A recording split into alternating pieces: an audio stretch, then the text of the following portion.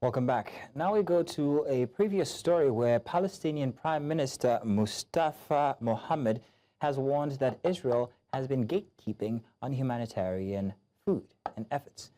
Ejike is joining us now live from Texas. Ejike Okpa is a global affairs analyst. Ejike, you're welcome. Thank you very much for joining us this evening on Beyond the Continent. Now, the UK and 24 other countries are condemning Israel.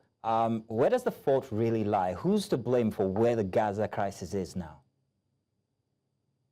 I mean, there are enough blames to go around. Israelis, the world leadership, everybody's got some sort of blame in this, because how do we, live to see something like this happen in the 21st century?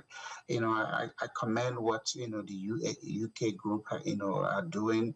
But at the same time, they have not withdrawn their diplomatic relationship. When you really want to get attention of a country for what they're doing you don't like, you recall your ambassador. It's not just making a statement.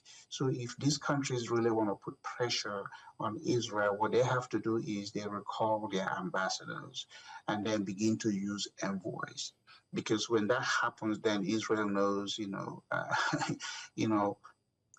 all cards are on the table. But Israel has been able to withstand and withhold everybody from whatever they want to do, because Israel wants to do what Israel wants to do.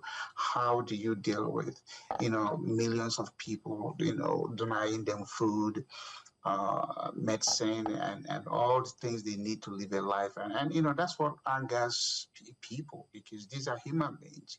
At the end, some of those young ones are going to say, hey, I'm going to do something on behalf of my people. That's why you have suicide bombers, you have all these other people.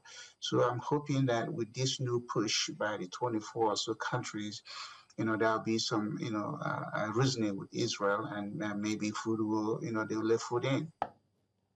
All right, then. So on one hand is the push for the release of the remaining Israeli hostages, while the plea for a better welfare for Gazans is also riding out loud.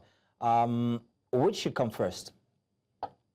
All of the above at the same time. You cannot be one of without the other. It's okay, fine. You want to release your hostages, fine. You want to do this. Remember, this is not a new conflict. This has been going on for some time now, and it's still the same back and forth. And what it tells me, which how come the Israeli intelligence hasn't been able to identify where these hostages are and went on a mission rescue? How come? So that tells you the human spirit is hard to be subdued when a people are resolved, to fight for their own freedom and liberty. Because, with all this technology Israel has, how come, first of all, the hostages were taken and they are being held up on this time, and Israel still haven't been able to identify exactly where they are in Gaza.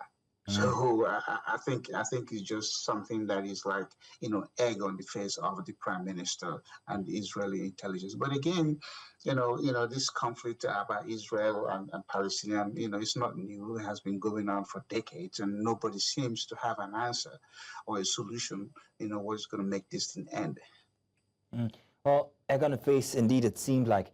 But the signatories called for an immediate ceasefire, adding that they are prepared to take action to support a political pathway to peace in the region. What could this pathway be? And if it fails, what would it result into?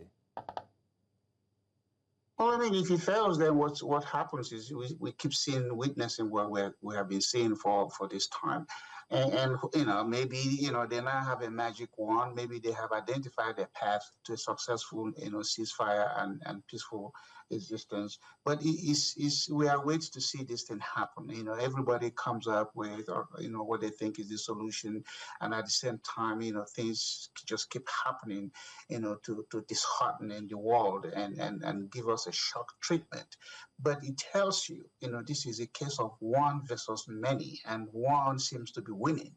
And so it's not about the quality, the quantity of people that are screaming. It's all usually the quality. And what if that individual or one country, if they have the resources, they can subdue you. This is a matter of Israel being able to subdue the Palestinians. And even though they outnumber the Israelis in head for head, But it comes down to strategy and structure, and Israel being able to tell their story globally to where every Jewish person in the world supports Israel. I mean, majority do, not all of them. And so it tells you a story. People have to be organized. People have to be structured, and they have to have a strategy. It's not just having how many of you that are chanting and beating your chest. What after that? What do you have to offer in order to do what? Protect yourself. Ejike, thank you very much for giving us your opinion on the matter. Thank you indeed.